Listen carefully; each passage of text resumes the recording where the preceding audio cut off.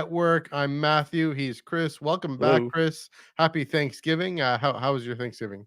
Oh, it's good. I got a day off, which is You did. seldom That's and good. far and Okay. between. So I got Yeah. I got a chance to just chill and laze around and eat a lot, and it was fun. It was good. It was very quiet. There wasn't any kids running around this year, so it was a much quieted down Mhm. kind of version of Thanksgiving. Yeah, that's what I'm hearing. A lot more chill from some folks. hmm It happens. Yeah, which is nice. It is nice because Mhm. it gets you, you have all the turkey and you naturally get tired. That's true. So it's you're just sitting down watching football, in my case, watching James Bond marathons, and Nice. it's like, yeah, it doesn't get much better than this, I Yeah. guess. Sure. I mean, no, I had a pretty great Thanksgiving myself. I was in New York City drinking beer with you in Times That's Square. right. That was my Thanksgiving. But yeah, no, it was good to hear the traditions continue, and yeah, good to spend time with family. I mentioned this on Monday, just a bit of news off the top. I talked about this on Monday's podcast on Iron Cannon. hmm Confirmation: Dr. Aphra is ending. Alyssa Oh Wong on man. their Twitter saying, "Yeah, now this lists are out. We can say I think the Star Wars splash page, those folks they do the Force's work. They noticed the Yeah. final issue. I gave my thoughts on that. So Chris, I'll ask you, what do you think of the confirmation of Afra issue up to issue number 40? Well, I will say it makes sense that this would happen. My only gripe is this happening sooner than what Alyssa Wong wanted? Because Ethan Sachs got the nice send off in New York Comic Con, calling on Paolo Mhm. Villanelli in the audience as he storms away, saying, "He got you for one more issue." Like Alyssa Wong was right there. Why couldn't? Obviously, by then they would have had to known, wouldn't Yeah, they? And it just seems like very anticlimactic. I feel like there's going to be a lot of loose ends. I just don't think that maybe this was what they intended. It just doesn't seem like it's building up to a huge finale right now, at least to me. interesting. So I do think everything's coming together with Dark Droids and Epiconia, and we'll get into that very soon. But yeah, I do hope. Yeah, I do hope there's more for Alyssa Wong to do with this character. Yeah, like you said, the But as far as like a macro look on everything, we yeah. know that everything's coming to an end. It's Mhm. only a matter of time. Yeah. Obviously, with bounty hunters, as I mentioned, now we really start to see things coming to a close because now we'll only have two mainline series in this era. I wouldn't be surprised if Star Wars and Darth Vader, this will be their last arcs Yeah, going in no. with the Imperial Schism, with Luke obviously dealing with this lightsaber. That's probably going to be it for these series. So I'm thinking if this stuff ends in January, I think by San Diego Comic Con, we'll know the future of the Star Wars galaxy in the comics. I think they could have a good showing at the Lucasfilm Publishing panel then, maybe even beforehand on a StarWars.com article at some point. They'll just say, hey, we're making a beeline to this era now or something. Yeah, that's true. Just thinking in terms of so January, and then San Diego's in what, July, August, whenever that is. Giant. That's a 6 issue arc right there. So yeah, I can see that. It is odd that they aren't announcing what's before. You think they would, but yeah, and Alyssa, yeah, they're sitting right there at the table. We were in the room, and Ah, they were like, yeah, maybe and maybe there are ongoing conversations. it's worth noting that there is going to be a Revelation story coming out later next month. So it was alluded to by Alyssa Long saying that there is kind of a tease, maybe, of what is to come for her future. So that's interesting. It's almost like, okay, well, I don't. Again, it seems anticlimactic. I don't expect her to die or something extreme No, in this at all. It's just a matter of where can we see her next. Maybe they'll go back in the past or something rather than go forward. I don't know. Maybe they'll on just say, so tune good. in to Disney Plus in 2024 to see the animated continued adventures of Dr. Afro Triple You Zero imagine? and Black Chrysanthemum or You something. imagine? That would be amazing. Shows up in Bad Batch or something. Probably too young for that. Yeah. Well, one thing I speculate. I wondered. Look at your thoughts on this. I mean, Afra Chelly, she's kind of more heroic, and she's in with Sana and in with Magna. They're both connected to the Rebel Alliance now. Uh, they're going to be both, if they survive, both connected to the New Republic. I think. Could Afra's whole story? Could she be involved in setting up sort of maybe the intelligence aim or some armor or reaching, I don't know, some sort of envoy to the underworld from the Republic. I don't know. Some involvement in the main line, in the whatever Luke, Leia, Han, their story, Lando, the New Republic story gets picked up. In that year between Endor and Jakku, we'll see. Who knows? Different possibilities, but yeah, she's definitely Chelly has definitely come along. Alyssa Wong has written the definitive Afro story, I think, and so hopefully there's more. Oh yeah. There's more. So, anyways, we should move. Speaking of moving right along, we got to. I got to turn that off. Speaking of stories that are ending, and we know that are ending, or announced at New York Comic Con that are ending. Bounty Hunters number 40, written by Ethan Sachs, art by Davide Tinto, colors by R.F. Prianto, cover by Marco Cicchetto and Marcio Meniz. The Shocking Betrayal, a Dark Droids tie-in. The galaxy's deadliest bounty hunters must stop a corrupted balance, even if it means death. Enemies become desperate allies. And who is the wolf in the fold and the bounty hunters' midst? Turns out it's all of them. This was I was kind of shocked and surprised at how quickly and how much this entire issue was all about. The rest of the Edgehawk crew turning, or not, I guess the Edgehawk anymore. The crew turning on Tonga and saying, yeah, you're going to go onto this planet and trying to save balance. We're not. We're out. We're done. I know the codes. Here's the mourner's whale bank account. We're going to go empty it. And so, yeah, so you have Tonga and you have Zuckuss getting chucked out of the ship. Yeah, it was. I'm glad on thinking about it now that they gave a whole issue just to this plot beat, just to this moment, because it was kind of building, kind of what's happening. There were always tensions, always bounty hunters looking out for themselves, and it wasn't this sort of quick blinking you miss it moment of what just happened. It was them processing this whole thing with each other, as a group, as a former crew. And raised the question, is Tonga's loyalty to Bylert, is it well placed? Is it misplaced? Her loyalty in this case being not necessarily can try and save him, but stop him from hurting people who he expressly asked her, stop me, take me out. So again, coming to a head. Interesting note. I call this penultimate. Yes, the Bounty Hunters issue number 42. That seems to be a bit more of an epilogue. At the end of Bounty Hunters number 40, it says to be concluded in issue number 41. So, which again, the whole Dark Droids and everything going on, and they're on Epiconia now. At least Tonga and Zuckuss are. So, yeah, it was an exciting issue. Again, Davide Tinto with the action. Really exciting action. Really well done. That's been a real strength throughout this 40 issue run, 41 issue run, 42 issue, whatever number it is. Paolo Villanelli, etc., being able to write action or draw action. I think Ethan Sachs able to write it and narrate it, if you will, in the notes. I don't know, but definitely a good recipe that they stirred up. So I'll turn it to you as I take a swig of water. What do you think of this book? Yeah, Matthew, I was definitely thrown for a loop as well when you see Dirge just grabbing Zuckuss and then Tonga like cowering in fear. And I thought for a moment, oh my gosh, did he get possessed by the Scourge?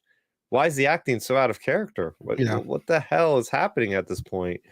And then it's clearly evident after that. But I thought that was great because this makes sense. Ethan Sachs writes characters that are realistic. If you're getting strung along multiple times by Tonga saying, oh, we'll save him this time. We'll save him this time. Well, why is this guy so important? He's just a singular person. I don't got any attachment.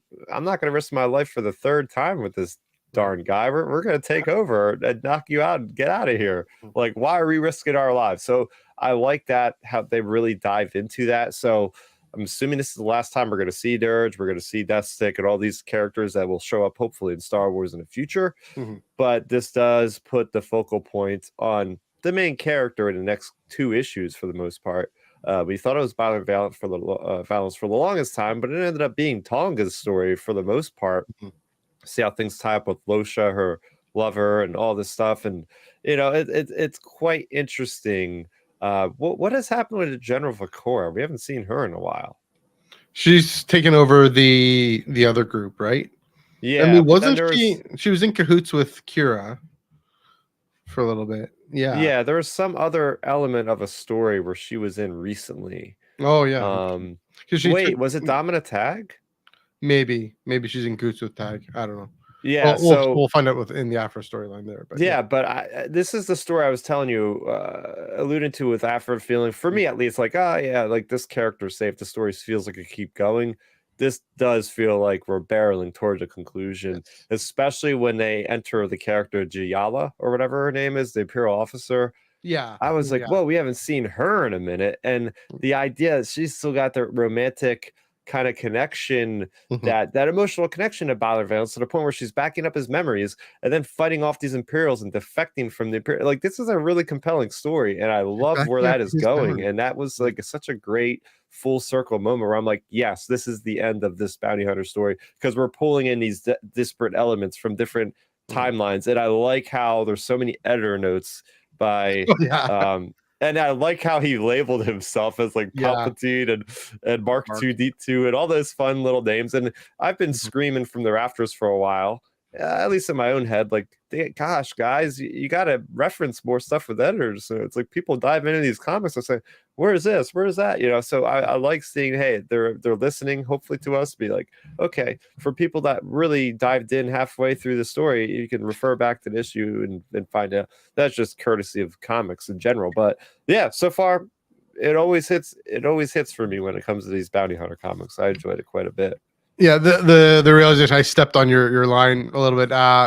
Yeah, she's saving the Imperial officers, formerly Imperial officer, saving downloading Bylert's memories, and maybe there's a hope of bringing him back. And the way I know Star Wars is all about connections and attachments. Yes, being the way to loss, just with Byler being able to be taken in by the Empire. Attachments, I'm talking Luke and Anakin and Padme, uh, being the way back, being the way back to hope. And so that really neat thematic tie-in that we'll hopefully see in issue number 41. They've left it open. They say Tonga could be taking him out, or not. Who knows? We know this whole Dark Droids thing has to end eventually. The scourge has to be dealt with somehow. What the upshot is, what the payoff of that is. Yeah, this is a great penultimate issue. All Mm-hmm. three. That's why it's called penultimate. All three of these books are actually the second last in Yeah. their run. So, and it's November, and everything ends in December. So, it's the last tractor review of November. Yeah. So definitely, yeah, going head to a great finish. One thing I've said about main characters in this book, it's always been both Bylert and Tonga. You're right. They spent lots of time on Tonga. They've spent good quality time, even if not quantity time, but quality time on Bylert. And I definitely feel his presence more. Looking back on this comic overall, and so yeah, Ethan Sachs did a good job because it could have been this weird anthology, could have been just going every which way at the beginning. Again, I keep mentioning this. I wasn't sure where this book was going and why I would care. Is this a Boba Fett book? Is this a whoever book? I don't know if Boba Fett was really, but bringing this character Byler back from the early legends, like not even like Legends of Legends, and saying, okay, here's a neat idea, and then of course Charles Soule and them bringing this back.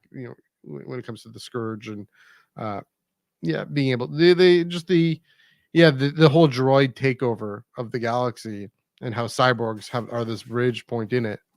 Yeah, really well brought together. And yeah, like we say, the emotional connection with Tonga and with this other officer, blanking on her name. We'll see. We'll see what happens. Giala. Yeah. Giala. Yeah, we'll see. We'll see what happens. Really well seated in. That's interesting. I Yeah. wonder if that was the plan at the end. Yeah. Was to have this kind of Stockholm syndrome kind of thing where her falling in love with her captor thing, because she's also a cyborg, right? So there's that. Okay. Any last thoughts on Bounty Hunters number 40? No, We're good. I'm ready to talk the next one though. All right, let's dive into D Squad number There 3, it written is. by Mark Guggenheim, with art by Salva Espin, colors by Israel Silva, cover by Aaron Cooter and Frank Martin. Also, check out this Tom Riley Oh, variant with nice little pink tint there. Good old KT. KT is, yeah, spoiler, KT's in this. I'll do the summary and then turn to you. Two heroes of the Clone Wars reunite, a Dark Droids tie-in. R2D2 continues to assemble his new D Squad to fight the deadly droid Scourge.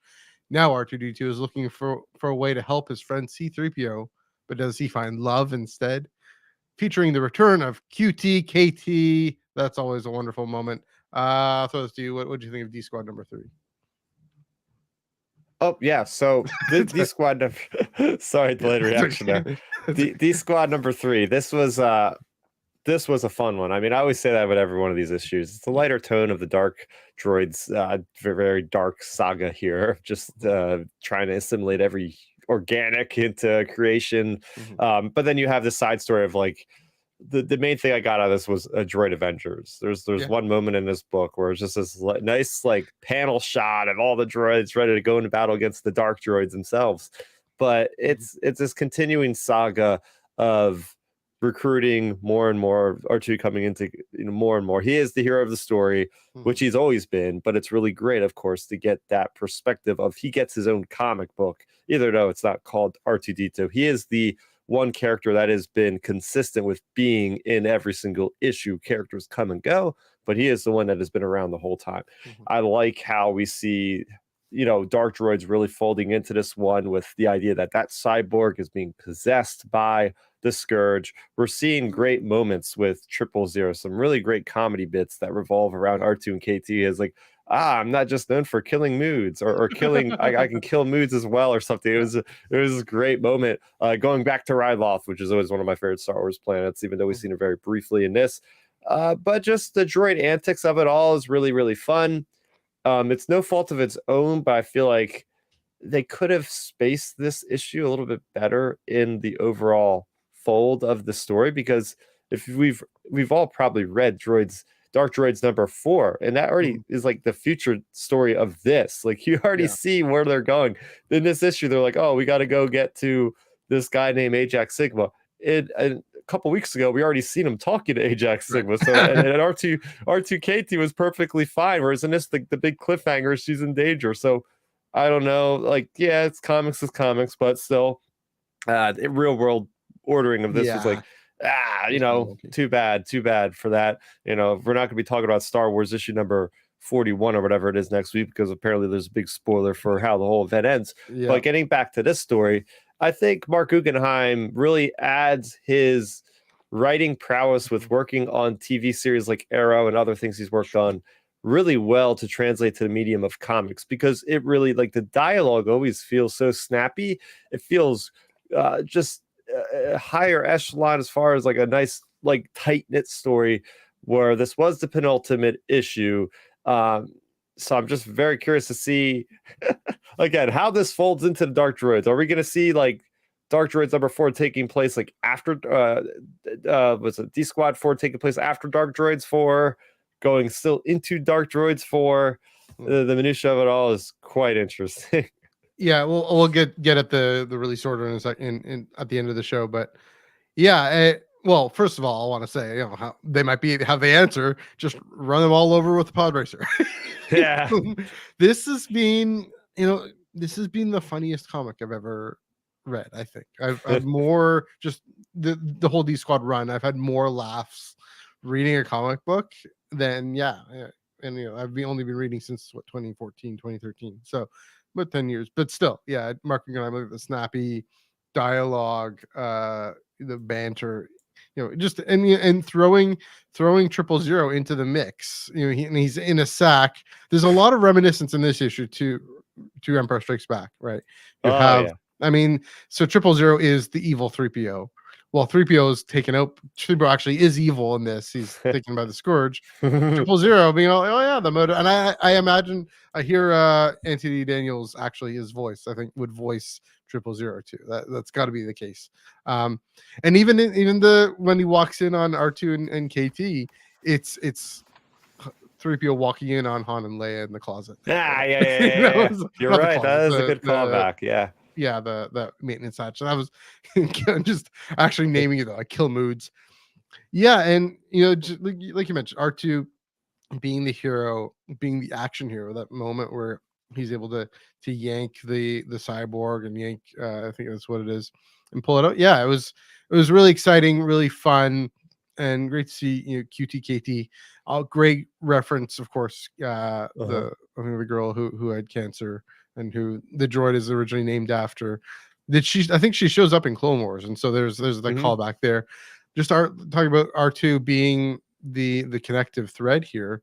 He was the connective thread in the Clone Wars episodes as well. So he kind of the one who takes charge of the D Squad, then taking charge of the D Squad now, which is to say, there's a question of why are they branding it as like the Clone Wars D Squad when this is a different era and different circumstance? Because it's R2, because he's there, and also because QT is there, KT is there. So definitely, yeah, really, yeah, like you said, a really great what's the word, comic relief, but one that really adds to the story, the overall story of Dark Droids. You gotta have, I mean, that's the thing, and it's the perfect example, the perfect uh piece to the puzzle that is Dark Droids, because it's about droids, and about these droids that resist themselves, just like the second revelation, their very pretentious, arrogant name. Mhm. They're resisting the droids that we know, like R2, like KT, like IG-11, like 000 and BT. They're all, and 4LOM, they're all taking matters into their own hands as well, and they're not innocent victim bystanders, or just hopeless victims. They're able to be heroic as well. As we know, R2's always been heroic ever since he got everyone else gets blasted off of Queen Amidala's ship, but he survives. Obviously, we saw him in 1977. But yeah, do you have any further thoughts on D Squad number 3? Yeah, I was just flipping through the comic again because it did strike me that the artwork is just very memorable in here. Yeah. I love the coloring. I love just the general penciling. Salva Espin is the artist again. Color artist is Israel Silva. Yeah. So shout out to them because letter Joe Sabino. Mhm. I just love the artwork in this. It almost gives me like a Phil Noto kind of vibe, Yeah. kind of. But when you're just designing a comic that is nothing but droids, well, save for that one cyborg, but everything else is just like metal entities, and the colors just kind of pop for me, and it just stands out. I don't know. I just feel like got to give Mhm. them a shout out. And it's a good choice to have, because IG-11 or IG-88 rather, 000 BT and 4LM, they're all black and gray, and so you have R2 is blue Yep. and KT's pink, and they just pop out as Oh, another the thing yeah. I Well, noticed with the lettering. yeah, Each astromech droid has its own coloring. I thought that was yeah, great because you could really distinguish. Like R2T2 is blue, true. R2KT is pink, I think, and Mhm. then uh, what is it? BT is purple because he was recently possessed and he's Sure. not. Um, Yeah. so that's that. I like that distinction there. Yeah, it definitely helps us follow the story, kind of the little cues. Even with R2 and KT, we don't know what they're saying. It's all beeps and boops and whatever. You can still get the tone, and that's really well done. I'm guessing, is that the letterer who was able to design the beeps and boops? It could have been Espin, the artist. I don't know. Yeah, it's R2 in love. That's a nice one. A nice little touch there. Always a fan. Any last thoughts on D Squad number 3? I think that's about it. All right. Let's move right along. Get to see a little Maple Leaf in there. Hyperspace Stories number 11, written by Amanda Debert. Art and colors by Toronto's Megan Wong. Good to see Megan's work again. Cover by Tom Fowler and Bill Crabtree. Jedi Masters Yoda and Mace Windu escort a Republic delegation to an archaeological dig, rumored to be the site of a cache of ancient Jedi artifacts. But the lure of the Force is strong, and it's not long before the party comes under attack by marauders intent on taking the relics for themselves, even if they have to go through 2 Jedi to do it. Yeah, this was a pretty strong Hyperspace Stories, I gotta say. It was definitely stronger. I'll highlight Megan's work here. Definitely stronger than her Luke and Leia book. It seemed it wasn't kind of skirted towards away from the photo real. This one had a nice balance in between. Definitely for kids, but for kids, but also able to follow the story and able to see clearly who it is. Yeah, they took me a second to grasp that these bounty hunters, these mercenaries, they aren't great. They aren't good mercenaries. But that help with the build up, the lead up to say, okay, we got these droids, and it's Dooku, and he's after some artifact, and we don't quite know what that artifact is, except that Wookiee father who I'm guessing it's the father of the girl who was the doll. The father who ends up dying, of course, is what we see in the Jango Fett or Boba Fett issue. That continued that connective line there. So we're much better flow than I think a lot of other books. I mean, it's been a strong run. It has been a strong run. I remember that Luke and Leia one and some other ones having way too many words, as we've talked about, being more like novels, and this one having a lot better of a balance between visual and text. Not that I mind reading novels. We're reading Eye of Darkness, George Mann's Oh yeah. novel. Oh, good Which novel. Good novel. interestingly, having a Wookiee being able to hear what a Wookiee thinks and says, that's been a helpful thing. I'm about 120, 130 pages into that. Whoa. So yeah, and also great to see Mace Windu, Yoda and Mace Windu. It felt really natural to see them. Of course, Mace is getting his own Marvel comic soon, and so that's a good ramp up just to, well, yeah, he's out there, he's doing his thing. And Yoda with younglings. That's another good prep, reminding us, of course, for High Republic Adventures, Volume 1, Phase 1, where he's running around with younglings. He seems to be doing that a lot. He seems to be, oh yeah, I mean, the other hyperspace stories, the one with the tiger and the other youngling Padawans. Yeah, well, that was oh, Marvel, but yeah, no, that was Marvel. That wasn't hyperspace stories. That was that was the Yoda Marvel book, right? Yeah. Yeah, Yoda with younglings. He's always willing to accept the inconvenience of kids. That's saying it lightly. Yeah. Yeah, he's always willing to, knowing that there's always a good thing that can come about with them experiencing these things. And you never know. I mean, Attack of the Clones, someone removed the thing from the Jedi archives. A kid can spot that. Obviously, Yoda knew that already, but a kid can spot that, and you never know what kids can spot. So, and it is, again, this being an all ages comic, good to have entry point of view characters for all the different readers, different reader levels. So all in all, a stronger Hyperspace Stories. Of course, number 12 is just around the corner next month. But yeah, it's been a good run. What do you think of Hyperspace Stories number 11?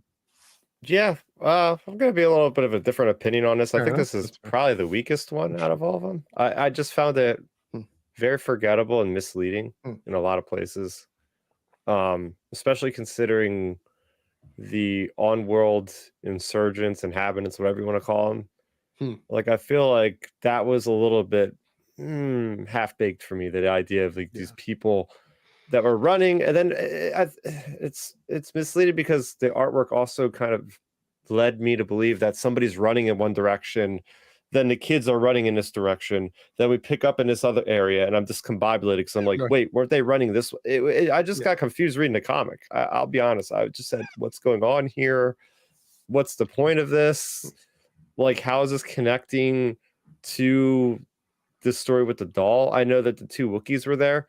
And then it was just so subtle, like to the point where, why do they have to make it so subtle?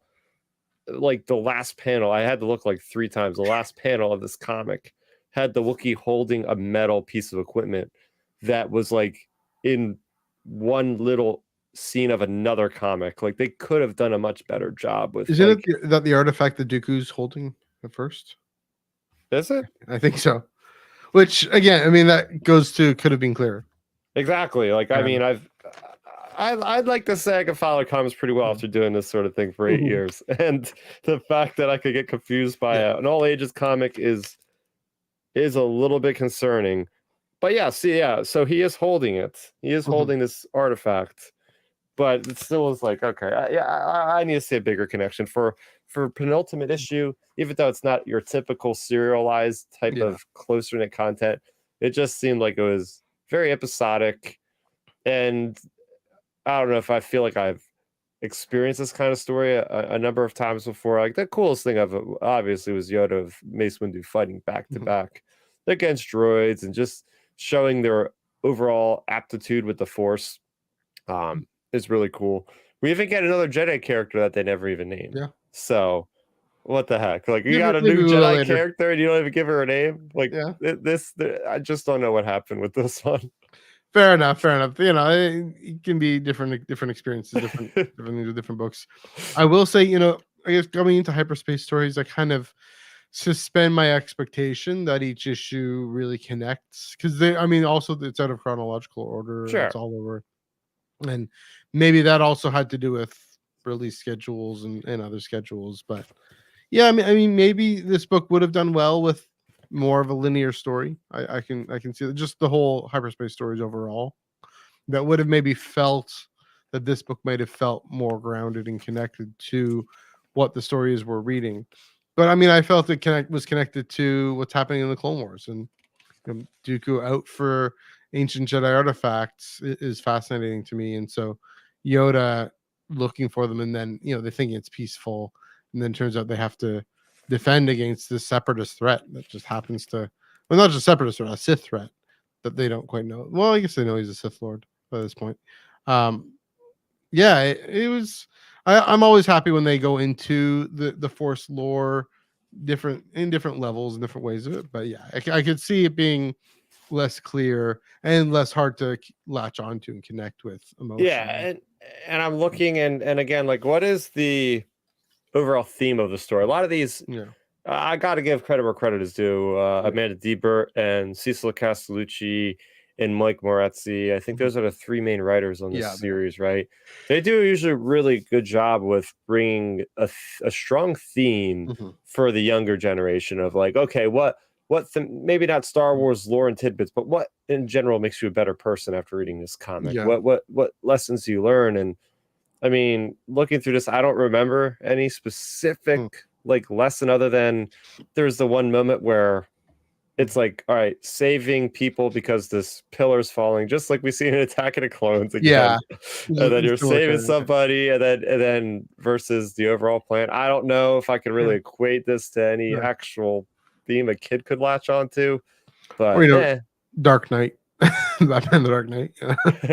Maybe the good old here's a flaw that the light side has that the dark side doesn't. Yeah, okay. Yeah, It isn't, again, it isn't anything new or particularly special, but yeah. I do see what you're saying. I just think it was solid and good enough, kind of thing. Yeah. I didn't mind.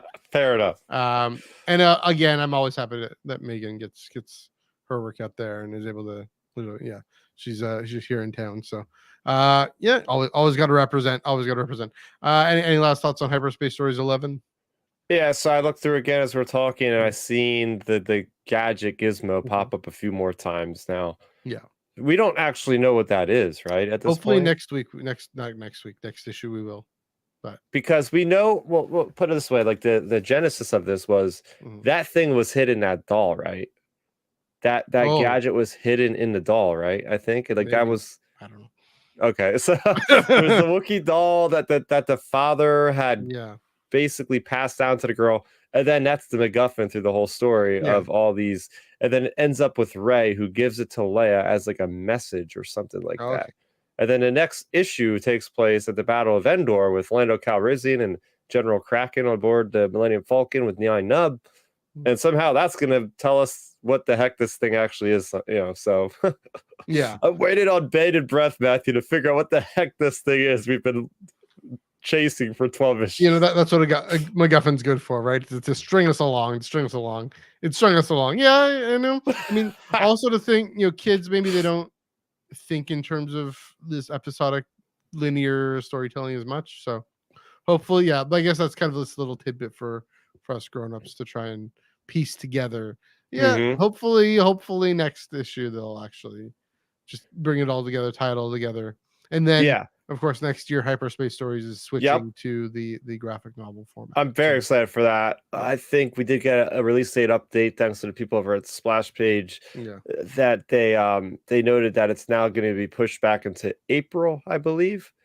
So I'm very curious to see how that setting is going to be the medium of telling the story in one sitting rather than waiting a whole calendar year to get the whole full story. So very much looking forward to that and looking forward to the conclusion here. Yeah. But we had we had one more comic. We had one more comic here that came out today or yesterday. It's the Obi-Wan adaptation. For anybody that's interested. That's a really cool cover though. It is. I gotta admit, like, I think the most obvious reason why you pick up these Mandalorian adaptations and Obi-Wan stuff is just for collecting purposes. I mean, disrespect to the creatives. Yeah. Rodney Barnes and Salvador Larroca, especially Salvador Larroca, is right at home. For those people, he's a very polarizing artist. But I think when you're doing an adaptation of frame for frame panels of something, this is the guy you want to get. You don't want, say what you will, but sometimes you don't want to make new sequences of Star Wars stories with really printing things from Empire Strikes Back. But that's a whole other conversation for another day. So there you go. When we had when Obi-Wan Kenobi #1 came out, we had that conversation, and it's like, well, yeah, please do reinvent the wheel. Please add in new things. The only reason they've made these comics is to make variants and sell variants and have first appearances. I got the first appearance of Carson Teva from Mandalorian, whatever it was, just because to have it, and I got it. Number 2, whenever it was, But it's a cool, and those are cool covers and cool, reflections on the show. If anything, now I'm getting excited. For what the variants for Ahsoka, if there's an Ahsoka tie-in, because they're not going to add anything. But there is, and maybe this more. Maybe you've watched Obi-Wan more than me. I know you've watched the 8-episode marathon in the theater with Dominic during the finale. At this point in the story, which episode is this one?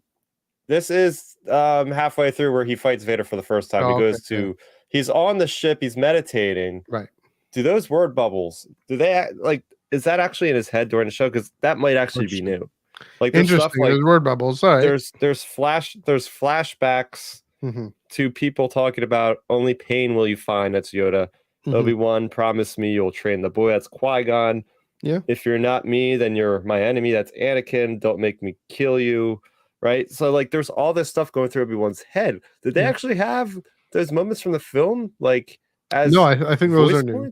So those are new. I'm like, oh my gosh, they actually pulled it off, guys. They actually added new content. There we go. We're adding context. It might not be an entirely new frame of a panel, but there's more context if you read this Obi-Wan show. He's getting haunted by all these visions he's having, basically. Yeah, fair enough. I mean, it's not the same as the Rogue One adaptation. Oh, that one was so good by Jodie Houser. I actually haven't read that one, but I need to read the one. But oh my gosh, you see Saul giving her a blaster, and he's like, "I'm out of here," and he's just leaving her in a battle zone. It's like, whoa. And then, of course, the Thrawn Alliance's adaptation with Timothy Zahn and Jodie Houser. We will be reading that one. We'll be covering that one. Oh hell yeah! Yeah, I'm concerned. Okay, let me tell you my concern. It's only 4 issues. How the heck are you telling a novel in 4 issues? I'm sorry, unless they're like trade paperback issues. I really hope they don't butcher it. Yeah, we'll see. As far as like give the thing a time to breathe. Like I'll take 12 issues of Thrawn Alliances. I'll take 6 issues of Anakin, Clone Wars Anakin. I'll take whatever. I mean, we might get some of that in Ahsoka too. But, oh man. That's a good point. We'll see what happens. See what they're able to do. I mean, Jodie Houser, she knows what she's doing. Is another thing to say there. So we'll see. I guess that's about all we got next week. Let's put this back up here. Oh, big week. Yeah, next week. So it's sort of a big week, kind of. I will have read. Well, no, I guess I will not have read the Insider short story because I haven't finished Eye of Darkness yet.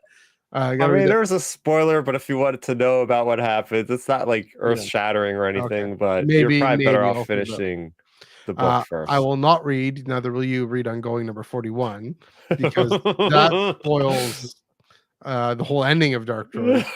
So Charles Soule telling us, don't read this book. Wait a few weeks till Dark Droids number 5. 0 both of them, right? That's like, dude, that's like getting a Christmas present like 3 weeks early. Yeah. And being like it's sitting there in front of you waiting to open up. And it's like your parents are This is looking at fun. you like, don't This open is that fun. gift. Don't open that gift. And you're just sitting there going, but I want it. Don't eat that cake. Don't eat the cake. Also, turning right around, D Squad number 4, which so this suggests that D Squad number 3, this is at least from Previews World, according to Previews World.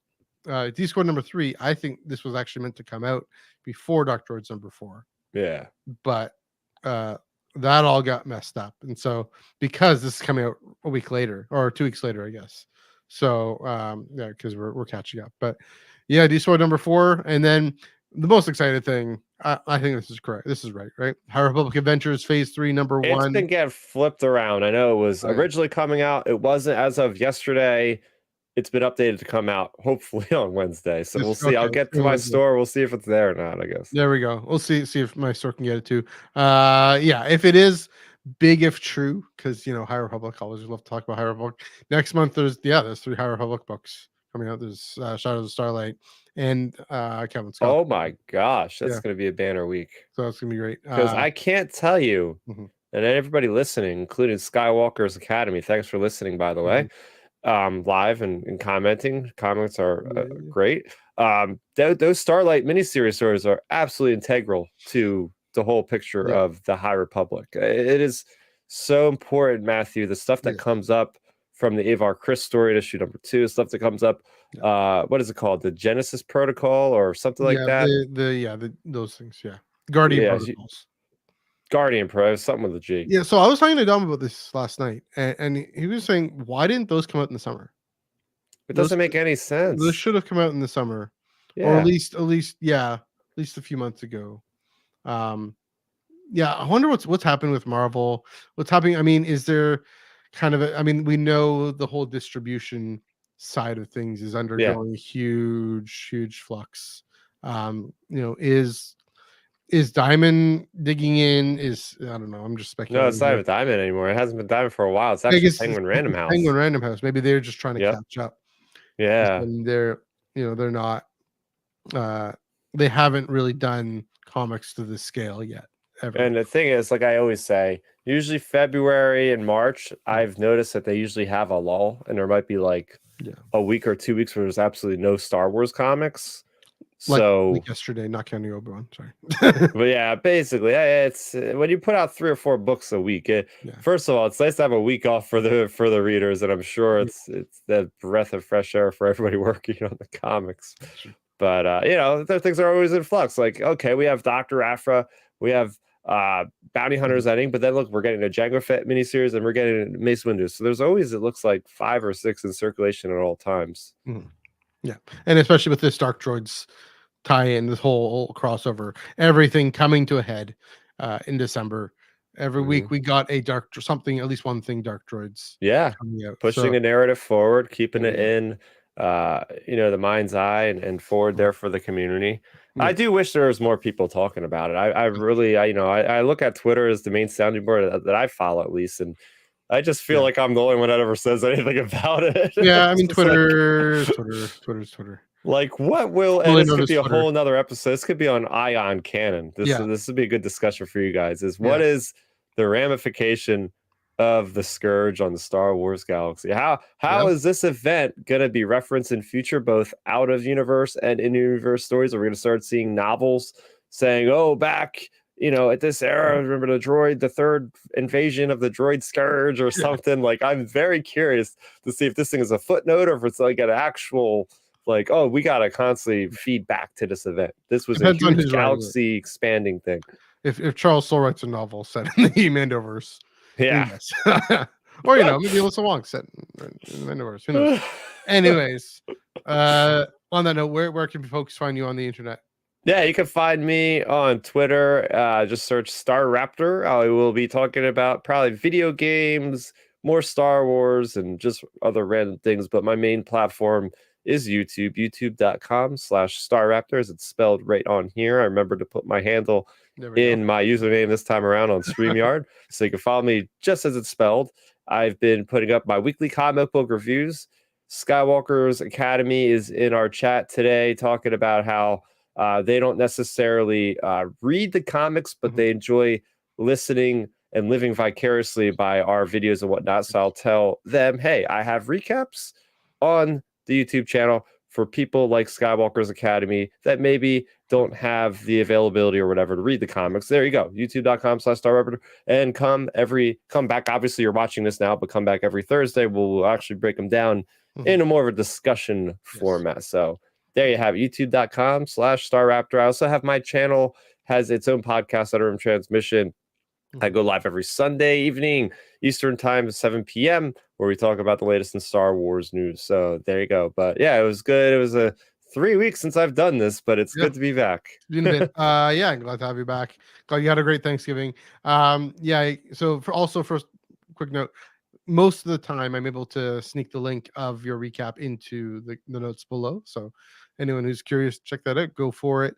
You can find me on Instagram and Threads at MNEUG1138. I am going on Threads a little more. Twitter, NEUG485. Of course, Instagram, Threads, and Twitter at IonCannonPod, EYEONCANONPOD. Right here on the Star Wars Underworld YouTube channel and all the other places we spread our podcast around. The Ion Cannon podcast, Mondays, 8:30 p.m. Eastern, 5:30 p.m. Pacific. Joel and I this week talking about breaking down an 1138 article from a while back. What we talk about, what we mean when we talk about Star Wars. The Star Wars have a consistent theme and have to have a consistent moral grounding to it, and what happens when we push that. And so we've been doing a lot of those kinds of epic deep dives lately. And so this past Monday we talked about Mortis and just what the heck Mortis is. So different things like that. Yeah, that's a good one. The effect of the Scourge, definitely something we could talk about here on Tractor Beam or on Cannon. We'll see what happens when I'm finished. I have Darkness. We're gonna have a roundtable review. See who can all come to that. Okay. Hopefully we'll figure something out. We'll figure it out who can be in on that or not. But yeah, until then, definitely here on the Tractor Beam, 12:15 p.m. Eastern time Thursdays. We will be back next week. We may not be back the week after. We'll see. I have other things to do with work. Sorry, Chris. I should have let you know that. I have some work things happening. Yeah. Well, because the 13th, it's such a big deal. I think we'll got to figure out when to record something, because that'll be such a great week for Star Wars comics. Next week, definitely 12:15 Eastern, 9:15 a.m. Pacific. Bring your lunch, bring your breakfast, bring your comics, etc., and join in on the fun. Check out your local comic book shop, especially for next week's comics, and for Star Wars Insider, they should have it as well. Until then, happy reading.